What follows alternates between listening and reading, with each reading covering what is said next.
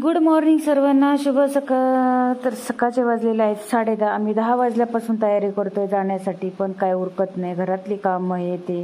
तर फायनली तयारी झाली आणि आम्ही निघालो. तर आम्ही कुठं निघालोय पुढं नक्की बघा, तुम्हाला समजेल आम्ही कुठं निघालोय एवढ्या नट्टापट्टा करून.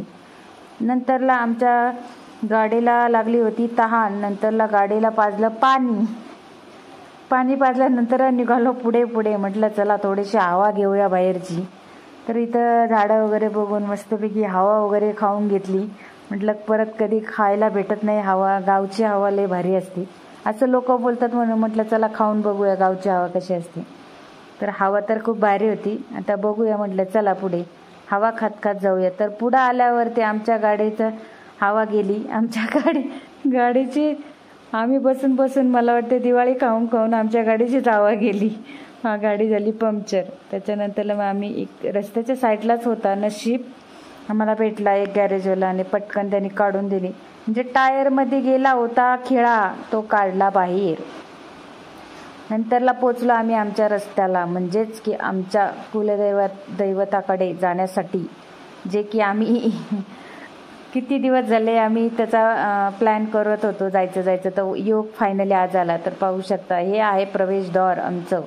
तर हे काय आहे, तर आम्ही आलेलो आहोत. थांबा जरा पुढे बघा. तर ठीक आहे चला तर सांगते आता. तर इथं आम्ही आलेलो आहोत खंडोबाला, म्हणजेच आमच्या लिमगावच्या खंडोबाला. तर तुमचा कोणता आहे ते पण मला कमेंट्स करून नक्की सांगा. तर इथं आम्ही ह्या ज्या आजी आहे ना त्यांच्याकडेच घेत असतो बरं का. ह्या आजी आहे ना खूप भारी आणि प्रेमळ आहे आणि बोलायला तर एकच नंबर गोड आहे.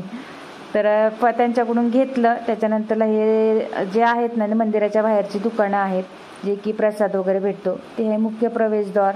आतमध्ये फायनली एंट्री केली. तर एंट्री पाहिल्यावरतीच डोळेच फिरले. म्हटलं गर्दी नसेल असं आम्ही विचार करून आलो होतो घरून, पण गर्दी पाहूनच डोळे फिरले. म्हटलं असू दे, आता आलो आहोत तर आता आपल्याला तर डोकं इथं फोडायचंच आहे आपलं.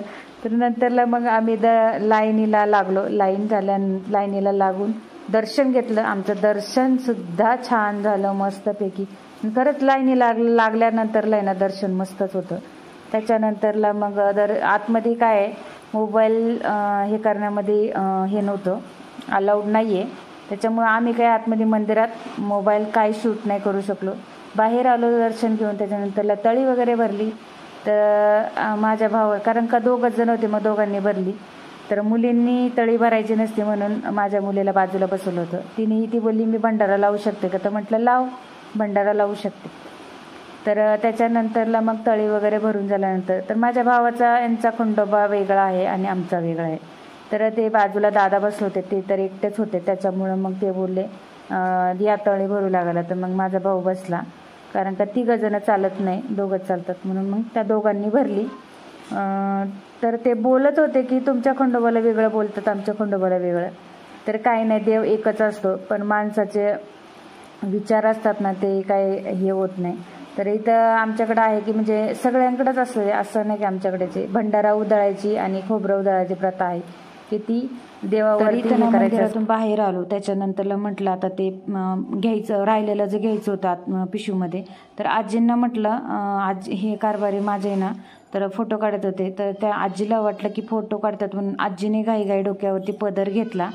जे की जुन्या लोकांची जी संस्कृती आहे, परंपरा, रूढी आहेत ना, त्या कधीच ते लोक सोडत नाही, जे की आत्ताच्या याच्यामध्ये नाही आहे. तर तुम्हाला सुद्धा कधी देवाला गेले ना तुम्ही नक्की इथून सामान घ्या. खरंच खूप छान क्वालिटीचं सामान असतं इथे. आमचं दर्शन झालेलं आहे, पण दर्शन आतमध्ये व्हिडिओ चालू करून नाही देत, म्हणजे मोबाईल अलाउड नाही आतमध्ये अलाउड नाही मोबाईल. त्याच्यामुळे आम्ही आतमधलं काही शूट करू शकलो नाही. आम्ही फक्त आता बाहेरून केलं तेवढं शूट तुम्हाला दाखवतो.